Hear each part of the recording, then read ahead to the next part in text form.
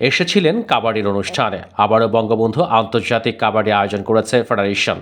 ২৬ মে থেকে শুরু হতে যাওয়া সেই টুর্নামেন্টের সংবাদ সম্মেলনে উপস্থিত হয়ে অলিম্পিক নিয়ে নিজের স্বপ্নের কথা জানালেন বাংলাদেশ জাতীয় ক্রিকেট দলের সাবেক অধিনায়ক মাশরাফি বিন মুর্তজা। তিনি এখন শুধু জাতীয় ক্রিকেট দলের সাবেক অধিনায়কই নন, জাতীয় সংসদের অন্যতম হুইপ। টানা দ্বিতীয়বারের মতো জাতীয় সংসদ সদস্য নির্বাচিত হয়েছেন।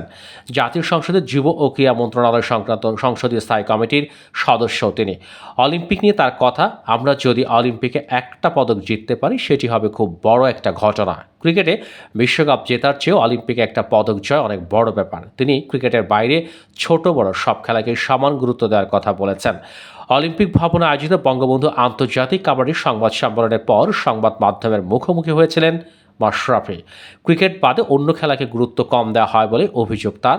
তিনি বলেন, আমি সবসময় সব খেলার পক্ষে। আপনার গণমাধ্যম ক্রিকেটকে বেশি গুরুত্বের দিক দিয়ে এগিয়ে রাখেন। সব খেলাকে সমান গুরুত্ব দেওয়া উচিত। এ ব্যাপারে তার বিশ্লেষণ, দেখুন, অস্ট্রেলিয়া যখন ক্রিকেটে বিশ্বকাপ জেতে তখন গোটা বিশ্ব সে সম্পর্কে কোনো খবর রাখে না। ক্রিকেট বিশ্বকাপ জেতার চেয়ে অলিম্পিকে পদক জেতা অনেক বড় ব্যাপার।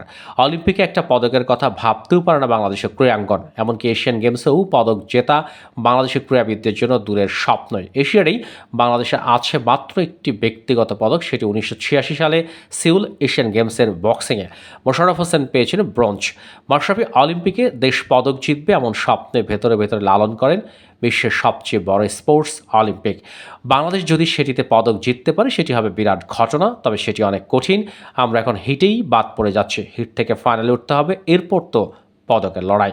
দেশের ক্রীড়াঙ্গনে পৃষ্ঠপোষকদের ভূমিকা, মাশরাফির মতে অনেক ক্রিকেট বোর্ড চলে স্পন্সরে, কিন্তু ক্রিকেট ছাড়া অন্য খেলাতে স্পন্সররা এগিয়ে আসছে না। সবার এগিয়ে আসা উচিত। ফেডারেশনগুলোকে স্পন্সর খুঁজতে হবে।